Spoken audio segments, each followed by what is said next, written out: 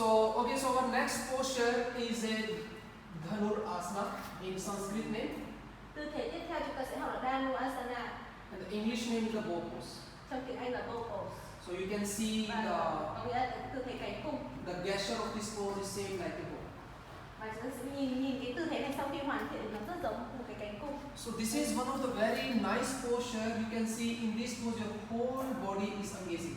Tư thế này là một tư thế rất đẹp, bởi vì khi mà chúng ta làm cái tư thế này thì nó sẽ vận động tác động đến tất cả các cơ thể, các cái nhóm cơ trên cơ thể của chúng ta.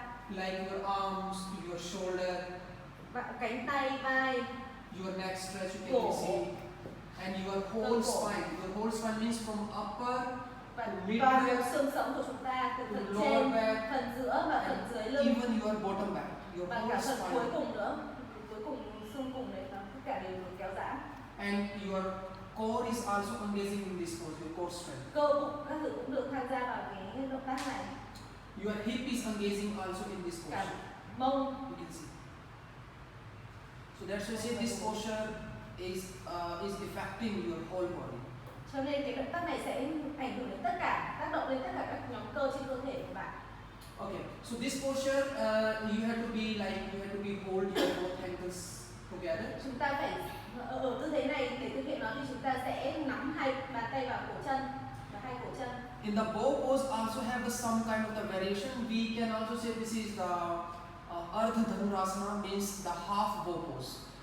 Ở riêng cái tư thế cái cung này nó cũng sẽ có rất là nhiều biến thể. Có một cái tư thế nữa là tư thế một nửa cái cung. And another variation there, the complete bow posture, that is a bit more intensive and it is a bit more that advanced level. Có một cái tư thế nữa là tư thế cánh cung hoàn hảo, nó sẽ khó hơn và nó đòi hỏi rất nhiều thử thách.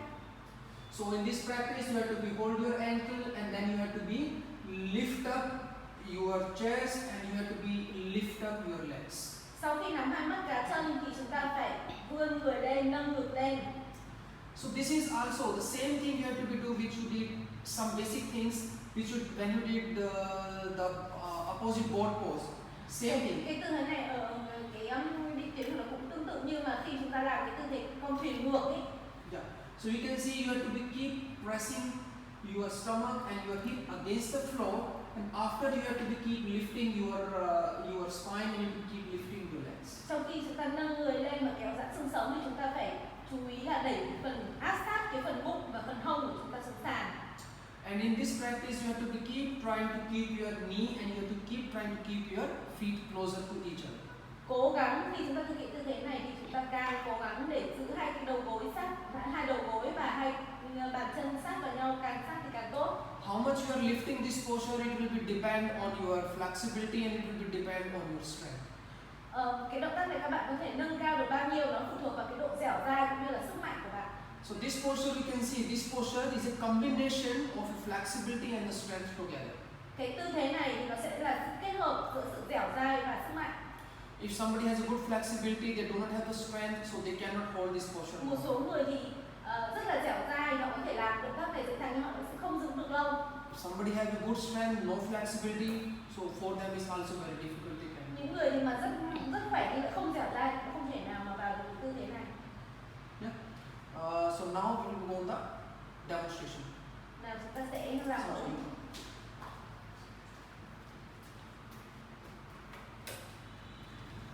So, first we do the side demonstration. Bây giờ thì từ phía ngang, mọi người sẽ nhìn tư thế này từ phía ngang nhưng mà bạn sao trổ lại. Bend your legs and hold your ankles. The another one, especially for the beginner, they have some a little bit confusion when they are practicing this pose. Sometimes they are Đối với những người mới bắt đầu thì họ nhiều khi họ có gặp chút they are bối pushing rối khi themselves. khi làm thực hiện động tác này. Beginner members sometimes they are not understanding because they know lift but they are pulling their legs like against. Những người mới bắt đầu nhiều khi người ta muốn nâng ngực lên, người ta kéo cái chân ghì Yes, xuống ấy. yes, yes, yes. Cho nên là Yes, không like thể this. lên They are được. doing. This can be a one confusion about this pose. Đây là một cái lỗi những người mới bắt đầu thì tôi cũng vừa hỏi. So you have to be let them teach that you have to be lift upwards. Đấy, So cho nên là không ghi cái chân xuống mà thẳng chân lên thì mình nâng người lên. why I say this posture is a combination of your spine and your hip. Nó sẽ làm kéo giãn cả xương sống và mông. Because if not enough hip flexibility, so this posture is very much difficult to keep your knee and the feet together. Cho nên nếu mà mông chúng ta mà không có độ dẻo dai thì chúng ta không thể nào mà kéo được chân vào gần. Look, this posture is, you see, this is very normal, but this is also very Nhìn challenging. những tư thế đẹp ở bề ngoài chúng ta cảm thấy rất là đơn giản, nhưng thực ra nó đòi hỏi sự tham gia của rất nhiều các nhóm cơ. Okay, now we go with the step and the breathing technique. Inhale first. Đầu tiên là chúng ta kỹ thuật để thực hiện. Good. Hít vào, Exhale, just try to thở ra và nâng lên. Yeah. So what she has a very good flexibility. That's why she cannot control herself and she's Chị đã going. rất là dẻo rồi và có thể tự điều khiển được cơ thể mình. This is also one practice when we are teaching it, but the exact bow pose you have to be little bit come here. Thì chị đã điều khiển được như, nhưng mà thực ra khi mà chúng ta dạy căn bản ý, The balance only on your lower ab, và giữ cân nó giữ thăng bằng ở phần bụng dưới. and then you have to be lift up. Relax, Nâng người relax lên. first, relax first, relax first, relax. Okay, once again, try.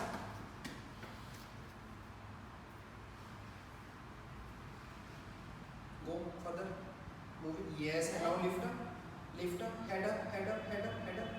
Yes, head up, head up, head up, head Tay up. cao lên, tay cao lên. So you can ask her how much energy she is using to hold this posture. Tức là để giữ được cái tư thế này thì mọi người có thể nhìn thấy là phải sử dụng rất nhiều năng lượng. Keeping the legs together it can be a challenge, so you can give some more, you can Khi give mà the giữ sound. được hai chân gần vào với nhau thì nó rất là khó ấy, cho nên là mình có thể để block ở giữa để mọi người tạo cái hiện tượng giữ như thế.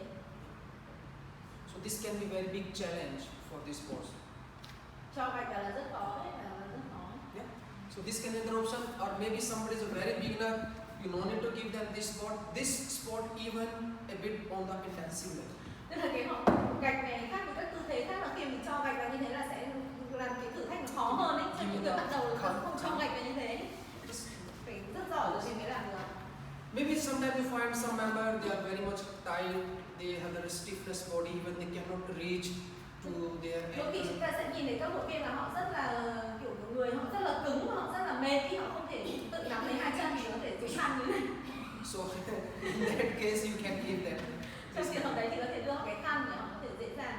In my morning class, I have one member. She is a little bit. She Trong has cái lớp buổi sáng của có rất nhiều người rất là mệt như kiểu già. body is quite very big, so she can't Và reach người rất even. cứng, không thể thò tay ra sau mà nắm được hai chân của mình cơ. Yeah. So this kind of member you can give them spot with a towel, Cho nên the đối với các straps. họ như thế mình có thể đưa dây hoặc là đưa khăn để cho họ trợ giúp cho họ. So this is all about this posture. Đây là tất cả về cái tư thế cây cung. There are some another practice. That practice just to let you hold this posture. If you want to be focused on particular part of your spine, that Có một số cái bài luyện tập option is khác để Give me- khi giữ cái tư thế này và chú trọng vào từng phần trên cơ thể của mình. I'll show you. Thầy sẽ chỉ cho mọi người. Because when you practice the complete bow pose, it will affect your whole spine. Khi mà chúng ta thực hiện cái tư thế cây cung đầy đủ, nó sẽ tác động đến toàn bộ xương sống của các bạn. Upper back, your middle Phần back, trên, phần your lưng lower trên, back. lưng giữa, lưng dưới.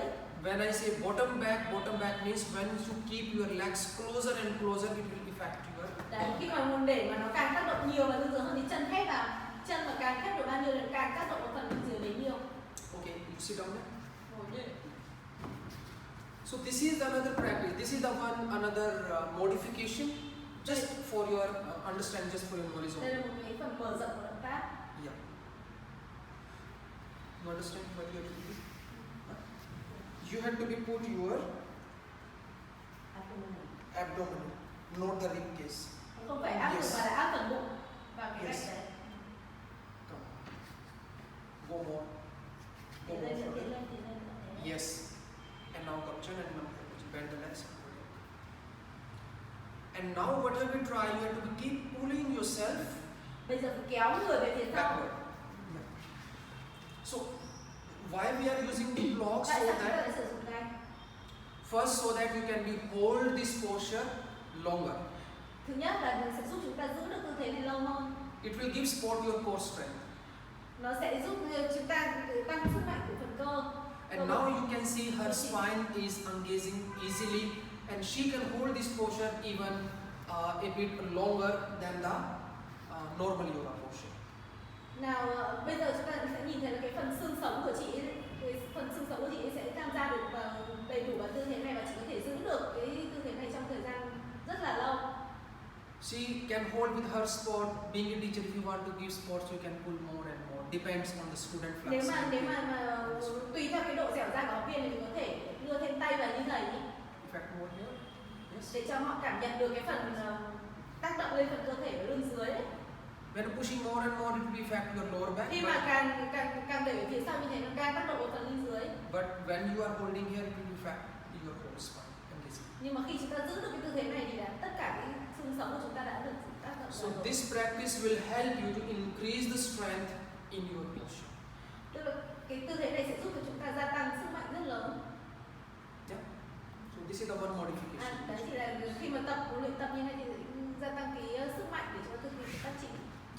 Depend on the student flexibility, like she can be. Tùy theo cái độ dẻo dai của học viên. When you have to teach some kind of like the deeper back bend practice, so that time you can be use this kind Khi of mà position. chúng ta dạy cho các học viên những tư thế mà uốn lưng sâu hơn ấy, đấy, học viên mà uốn lưng mà nâng cao ấy, thì có thể sử dụng cái tư thế này. Thank you. Child posture. Child Any question? Mọi người có câu hỏi gì không?